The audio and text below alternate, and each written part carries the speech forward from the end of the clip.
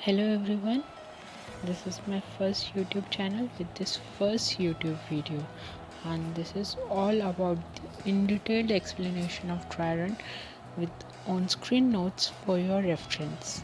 So this is Srishti Aggarwal, and in this video we are going to learn about what is trireme, benefits of performing trireme, and last but not the least, best way to perform the trireme. So without wasting any more time, let's get into the video.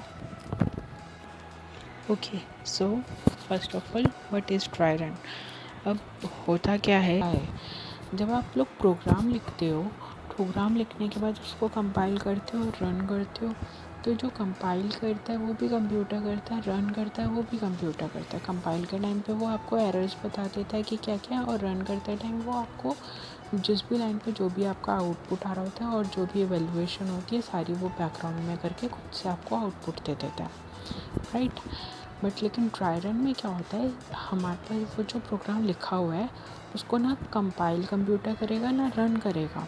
उसमें हम लोग खुद उन programme की lines को एक एक करके खुद से पेपर पर पेन और पेपर की मदद से खुद रन करके देखेंगे कि पहले ये लाइन रन होगी तो कंप्यूटर इस पे ये फंक्शन परफॉर्म करेगा, या ये इवेल्युएशन परफॉर्म करेगा, या ये आउटपुट देगा, और फिर ये नेक्स्ट लाइन परफॉर्म होगी, फिर ये लाइन परफॉर्म होगी। तो उस पर क्या क्या इवेल्युएशन हो रही है, क्या क्या आउटपुट आ रहा है, और कंप्यूटर क्या फंक्शंस परफॉर्म कर रहा है बैकग्राउंड पे, वो हमें साइड बाय साइड पता चलता रहता है कि जब हम पेपर पे करते हैं। तो एक एक स्टेप को, प्रोग्राम के एक एक लाइन को हम मैनुअली रन करके देखते हैं पेन और पेपर की मदद से।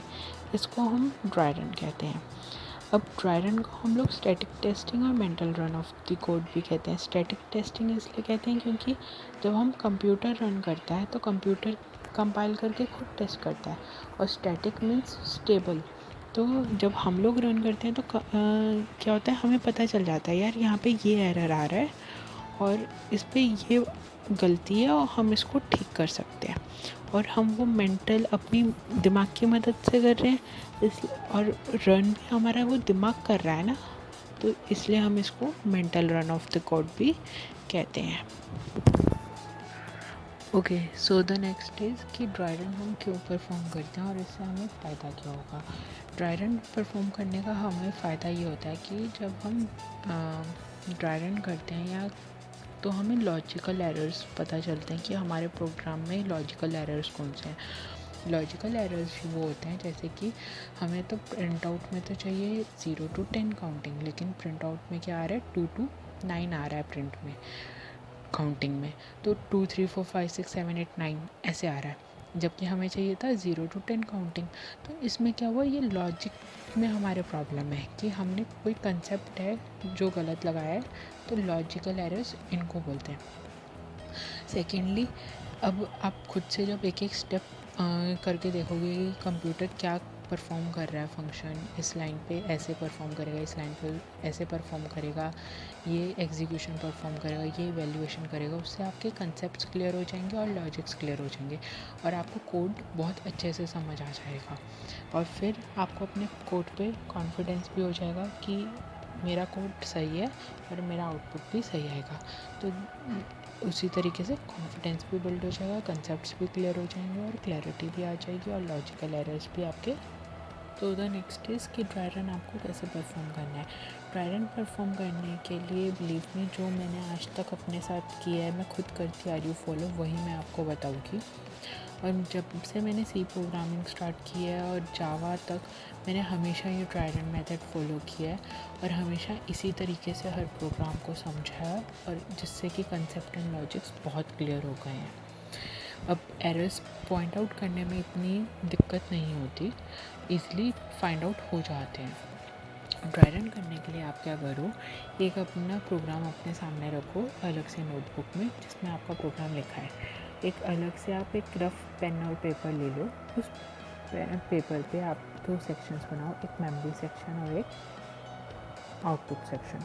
अब मेमोरी सेक्शन में आपको क्या करना है, अब आपको अपना प्रोग्राम रीड करना है। प्रोग्राम रीड करने के लिए आपको लाइन वाइज चलना, first line, second line, third line, main जहाँ से मेथड आपको शुरू हो रहा है वहाँ से line wise, first line, second line, third line, fourth line. First line पे क्या हो रहा है, वेरिएबल्स इनिशियलाइज हो रहे हैं, मेमोरी सेक्शन में जाके वेरिएबल्स इनिशियलाइज कर दो। सेकेंड लाइन में आपकी वेरिएबल्स को वैल्यू असाइन हो रहा है, मेमोरी सेक्शन में जाके आप उन वेरिएबल्स को वैल्यूज असाइन कर दो। थर्ड स्टेटमेंट में प्रिंट हो रहा है कुछ, तो आप क्या करो, स्क्रीन वाले आउटपुट सेक्शन में जाके वहाँ पे प्रिंट्स आउटपुट स्क्रीन में जाके लिख दो। ठीक है, कहीं पे कुछ कैलकुलेशन परफॉर्म हो रही है, प्लस माइनस मल्टीप्लाई, वो आप अपने वेरिएबल्स के साथ मेमोरी सेक्शन में परफॉर्म करते जाओ। जैसे जैसे आपका प्रोग्राम रन कर रहा है series wise, first step, second step, third step पे, वैसे वैसे आप अपने मेमोरी सेक्शन और आउटपुट स्क्रीन पे उसको परफॉर्म करते जाओ। इससे क्या होगा, आपके कॉन्सेप्ट बहुत ज़्यादा क्लियर हो जाएंगे, आपको पता चल जाएगा कि कहाँ पे आपकी मिस्टेक है। फॉर एग्जांपल, कहीं पे आपकी बी वेरिएबल की वैल्यू 10 आनी चाहिए बट 5 आ रही है, तो वहीं पे आपको पता चल गया यार ये तो गलत है, मेरे को तो यहाँ पे 10 आना चाहिए बट 5 क्यों आ रहा है, यानी कि कहीं ना कहीं मिस्टेक हुई है। तो आप वहीं पे पॉइंट आउट कर सकते हो कि आपकी वैल्यू क्या होनी चाहिए और कैसी होनी चाहिए। तो एक बार ट्राई ज़रूर करके देखते हैं, बाकी मैं नेक्स्ट वीडियो में आपको बता दूँगी एज एन एग्जाम्पल कि कैसे करना है। ओके।